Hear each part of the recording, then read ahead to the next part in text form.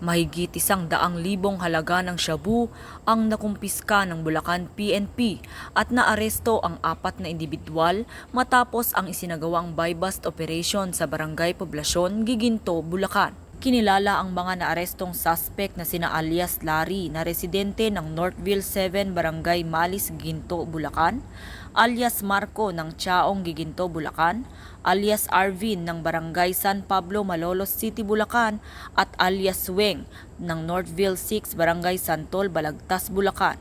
Ayon sa inilabas na ulat, naging matagumpay ang mga operatiba ng Station Drug Enforcement Unit na pinangunahan ni Police Major Reden Baldovino sa ilalim ng pamumuno ni Police Lieutenant Colonel Joey Louie B. Bilaro, Acting Chief of Police ng Giginto City Police Station, matapos ang ikinasang buy-bust operation na kung saan nakumpiska ang 2 piraso ng heat-sealed transparent plastic sachets ng shabu kay alias Larry at 3 piraso ng heat-sealed transparent plastic sachets ng shabu kina alias Marco, Arvin at Weng na may bigat na 16.50 gramo na nagkakahalaga ng 112,500 drug paraphernalia at mark money ang nasabat sa mga suspect. Magandang umaga po sa ating lahat. Ang aming pong himpilan ng kapulisan, ang Giginto Municipal Police Station, ay nagsasagawa po ng iba't ibang anti-criminality campaign kagaya ng checkpoint, Oplan Sita,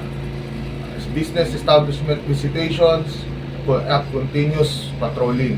Maging sa gabi naman po, ang ating pong mga kapulisan ng Giginto ay nagkakandak po ng patrolya ng bayan kasama po ang ating mga barangay upang mapanatili ang katahimikan ng aming pong nasasakupan. Sa mga ganito pong paraan na aming ginagawa daily ay malaking bagay po upang napababa po namin ang mga iba't ibang krimen po dito po sa aming bayan.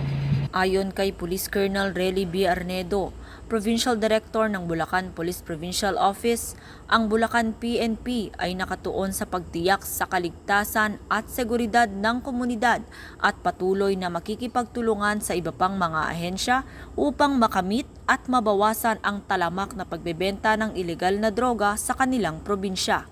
Nahaharap ang 4 na suspect sa kasong paglabag sa RA 9165 o Comprehensive Dangerous Drugs Act of 2002 at kasalukuyang nasa kustodiya ng Giginto MPS. Mula dito sa Giginto Municipal Police Station, ako ang inyong PNN Correspondent, Patrolwoman Pearl Crystalline Javier, alagad ng batas, tagataguyod ng Balitang Pulis.